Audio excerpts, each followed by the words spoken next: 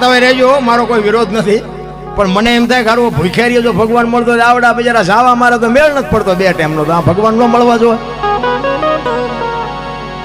અત્યારે આ ભોળાનાથનો મહિનો છે ને, શ્રાવણ મહિનો, તમે જુઓ તો એ દૂધ ને એ ફૂલ ને એ ફ્રૂટ ને આપણને એમ થાય કે આ ફ્રૂટ ને આ દૂધ જો માન બાપાને ખવડાવો તો ભોળોનાથ તમારે અહીંયા ધક્કો કરે. ભલા મને ભલે ચડાવો, મારી ના નથી, પણ મારો કહેવાનો મિનિંગ એ છે કે તમે એને એના ઉપર 2 ટીપા ચડાવી દો ને, અને બીજું કોઈ ઝૂંપડામાં રહેતા હોય, કોઈ બજારા કપડા વગેરેના છોકરા, એની માં એ બાપુ બાળકનો જન્મ આપે, એને ખાવા પૂરું અનાજ ન હોય તો એની પાસે દૂધ ન હોય, ત્યાં મારા બાપ જો દૂધ દે આવો ને, ઓલા ભોળાનાથ ને બાપુ એના ચોપડે લખવું પડે કે મને પોગી ગયું, મજા કરી.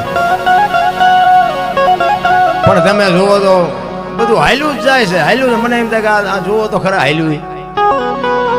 કોઈ પૂજા વિધિ ખોટી છે એવો મારો કોઈ દાવો નથી.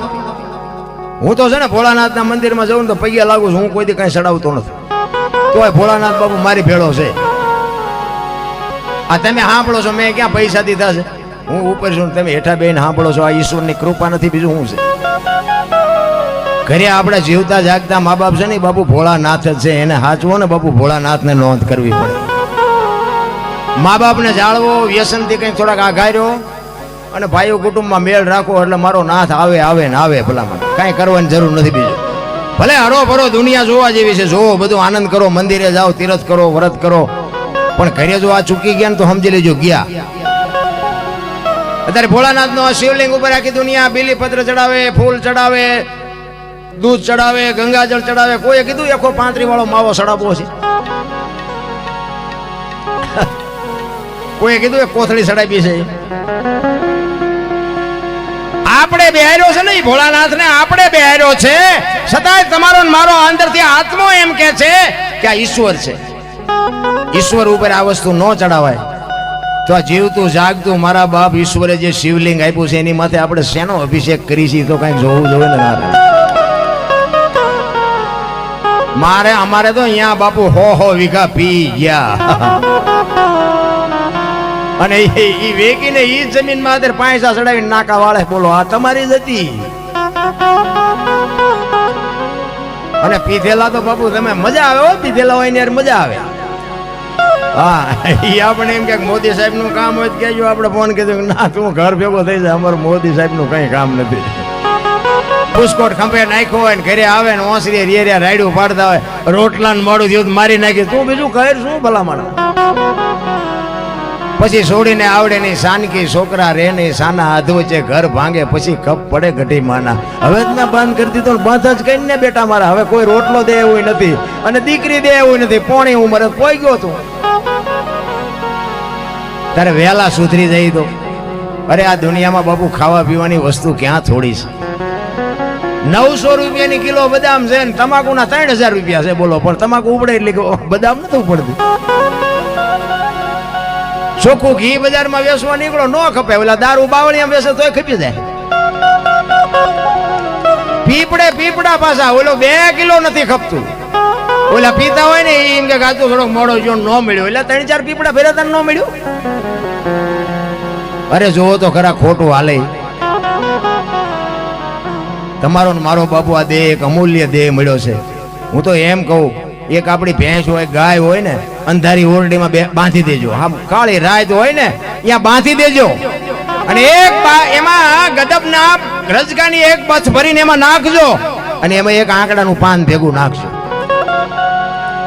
સવારે તમે ગમાડમાં જોવો ને, એ રજકો ખાઈ ગયો પણ આંકડાનું પાન ન ખાધું, એને ખબર છે કે શું ખવાય ને શું ન ખવાય. બોલો, માણાને ખબર નથી. તમારી અને મારી આ માયા સુધી ગોઠડી, વજરના ગાળા, હાંગા હલવાણા કઈ આ સાખી બની ને બાપુ, એમાં વાત એક પડી છે, કહી દઉં. પછી 1-2 કડી કહીને પછી મારે આપણે સોનલ બેન સાંભળવા છે. મારે બહુ ગાવું નથી, કારણ કે ગાવામાં કોઈ સમજ્યું જ નહીં અત્યાર સુધી, એટલે બોલવાનું ચાલુ કર્યું. એમ એક જગ્યાએ ભજનમાં ગયા ને, હું ગાતો હતો કે વારું મારા વીરા રે સંગ નો કરીએ નીચનો. એક ભાઈ પૈસા મીઠા નાખવા, એટલે એક મારો ભાઈ બંધ હતો ને, એ મને કે આ કોઈ દી મારે જો પૈસા નાખે નહીં, પણ કેમ પૈસા કેમ નાખે ખબર નથી પડતી. ભાઈ બંધ કરવાનું કહેતો હોય આપણે બંધ કરી દે, આપણે કઈ ગાવાનો એવો શોખ નથી. એ કે ના ના તમે ગાઓ. હું તો ગાતો હતો, વરી ફરીને પૈસા નાખવા આવ્યો.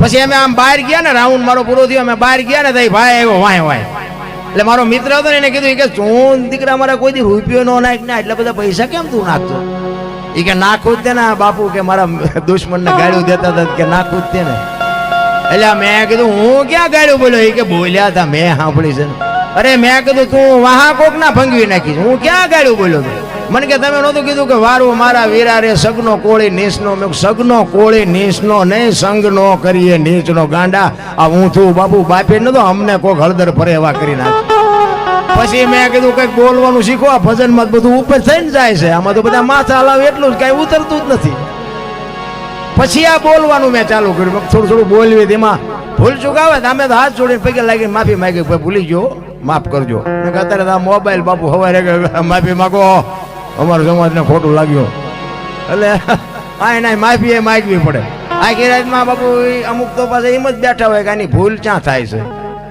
એ હાટું જ બેઠા હોય બોલો આખી રાત આપણે ગમે એટલું સારું બોલ્યા હોય ને એમાંથી કંઈ ન પકડે પણ ભૂલી જવાય ને તરત પકડે અહીં તમે આમ બોલ્યા હતા અરે આનું નામ જ બાપુ માયા હુદી ગોઠડી વજરના ગાળા હાંગા હલવાણા એ ગામડા ગામનો વાણિયો બાપુ ગામડામાં શહેરમાંથી વાણિયો બાપુ ગામડામાં ઉઘરાણીએ ગયો ને એટલે ઉઘરાણી કરી અને હાંજનો ટેમ ને હાલો આવતો તો રાણી શિકાર રૂપિયાનો સમય અને જબાના ખીચા ભરેલા અને દી આથમવાની તૈયારી અને હાલો આવે નેરિયા જેવો રસ્તો ને બાપુ નેરિયા ઉતરો સામેથી એક રીંસ આવ્યું એ રીંસ આવ્યું ને તો એને એમ થયું કે મારું બધું રીંસ મને મારી નાખશે સીતારામ એટલે રીંસ ને એમ થયું કે માણા મને મારી નાખશે અને વાણિયા ને એમ થયું કે રીંસ મને મારી નાખશે સીતારામ એટલે બે જણા ઉભા રહી ગયા સામે રીંસ ઉભું રહી ગયું વાણિયો ઉભો રહી ગયો એટલે બે ને વિચાર થયો કે હવે શું કરવું પણ બે ને હિંમત થઈ થોડી થોડી એ વાણિયાને એમ કે ધીરે ધીરે હું આનકોરની કોઈમાંથી હું નીકળી જાઉં ઓલા રીંસને એમ કે ધીરે ધીરે હું આનકોરથી નીકળી જાઉં એ બે ધીરે ધીરે હાલ્યા આવતા ને બે પાય પાય આવ્યા ને તો રીંસ વાણિયા સામું થાક્યો ને વાણિયો રીંસ સામું થાક્યો ને એટલે બે ગભરાઈ ગયા ઓલે વાણિયાએ આના કાન પકડી લીધા હવે કાન પકડ્યા ને એટલે રીંસ કે હવે મને મારી નાખે ઓલો વાણિયો કે હવે મૂકું તો મને મારી નાખે એ બે મીડિયા બાપુ ઠેકડા મારવા હવે ઓલા ખિસ્સામાંથી પૈસા મીડિયા પડવા હવે પૈસા લેવા જાય તો ડખો થાય ઓલો રીંસ બાપુ ઠેકડા મારીને એમ થાય કે મને મૂકી દે ધારું વાણિયો કે મૂકું તો મને મારી નાખે એ બે ની માથાકૂટ હાલતી હતી માં હાંગાજી દરબાર આમથી ઘોડી લઈને આવ્યા થોડુંક છેટું રહ્યું ને એટલે વાણિયા તો બાપુ બુદ્ધિશાળી કોમ ઈ કે બાપુ આ રીંસ ને કે જો ખંખેરું પૈસા ખરે સમજો ઈ કે નજીક આવીને જોયું ને તો પૈસા પડેલા એટલે બાપુ કે અમારા ગામની સીમનું છે ને તું શેનો ખંખેરસ તો કે બાપુ આયલો ને તમે પકડી લ્યો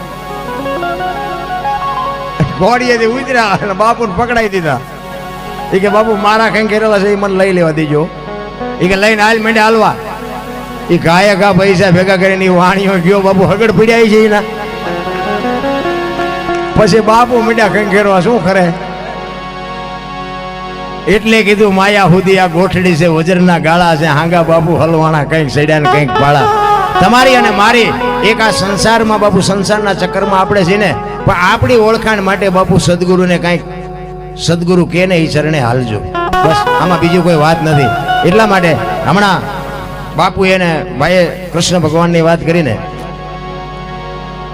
પ્રેમ બાપુ આખી દુનિયા કહે છે ને પ્રેમ પ્રેમ કોને કહેવાય 18 અક્ષરનો મંત્ર છે રામ પ્રેમને વાચા હોત તો જગત જોગી બની જાત હલકીને હિમાલય જાત પછી ભગવા પેરી ભૂદરા પ્રેમ પ્રેમ તો બાપુ ઈશ્વરને પ્રગટ થવું પડે એને પ્રેમ કહેવાય આ મેં હમણાં કીધું ને આ બહેનો એક પૂજા કરવા જાય એક માતાજીની આરતી કરે પણ એની બાપુ અંદરથી જે ઉમળકો હોય એનો જે પ્રેમ હોય ને તો જ બાપુ આ માં હારું તમારું સાંભળે ચિત્તની શાંતિ મનની પ્રશંસા દિલની દાતારી ગુમડાની રૂજ અને ટાટિયા તાવની ટાટ એટલું માલકોરથી આવે આ લેવા ન જવાય